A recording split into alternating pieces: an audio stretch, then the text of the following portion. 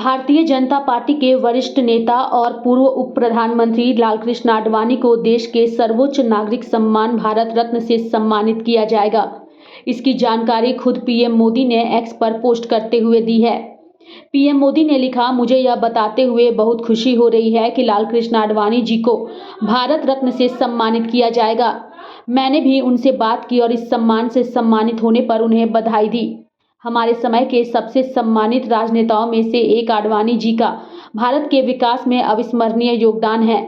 उनका जीवन जमीनी स्तर पर काम करने से शुरू होकर हमारे उप प्रधानमंत्री के रूप में देश की सेवा करने तक का है।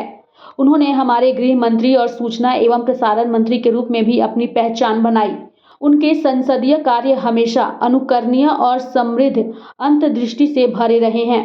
पीएम मोदी ने आगे लिखा, सार्वजनिक जीवन में आडवाणी जी की दशकों लंबी सेवा को पारदर्शिता और अखंडता के प्रति अटूट प्रतिबद्धता के रूप में जाना जाता है, जिसने राजनीतिक नैतिकता में एक अनुकरणीय मानक स्थापित किए।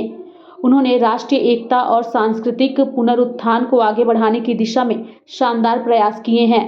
उन्हें भारत रत्न से सम्मानित किया जाना मेरे लिए काफ़ी भावुक क्षण है।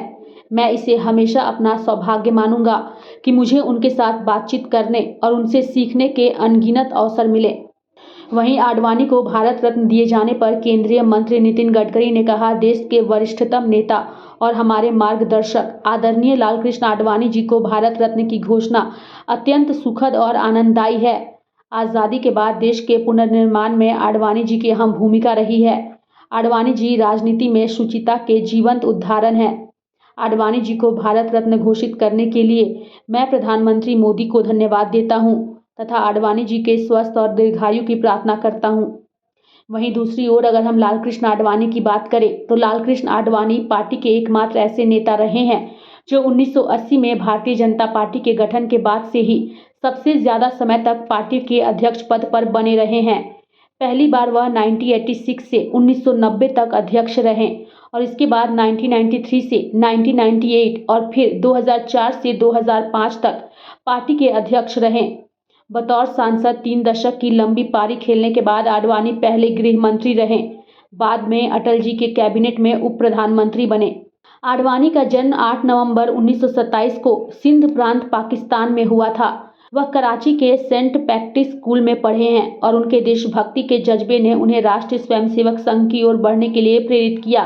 1947 में आडवाणी देश के आज़ाद होने का जश्न भी नहीं मना सके क्योंकि आज़ादी के महज कुछ घंटों बाद ही उन्हें अपने घर को छोड़कर भारत रवाना होना पड़ा।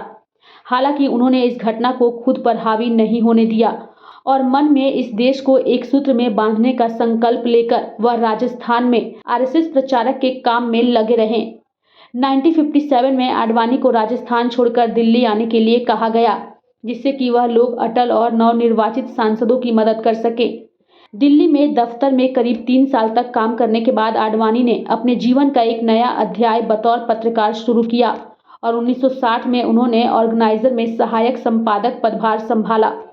1980 से 1990 के बीच आडवाणी ने भाजपा को एक राष्ट्रीय स्तर की पार्टी बनाने के लिए अपना पूरा समय दिया और इसका परिणाम तब सामने आया जब 1984 में महज 2 सीटें हासिल करने वाली पार्टी को लोकसभा चुनाव में 86 सीटें मिली, जो उस समय के लिहाज से काफ़ी बेहतर प्रदर्शन था। पार्टी की स्थिति 1992 में 121 सीटों और 1996 में 161 पर पहुंच गई। आज़ादी के बाद पहली बार कांग्रेस सत्ता से बाहर थी और बीजेपी सबसे अधिक संख्या वाली पार्टी बनकर उभरी थी। लाइव इंडिया हर पल के लिए रांची से डेस्क की रिपोर्ट।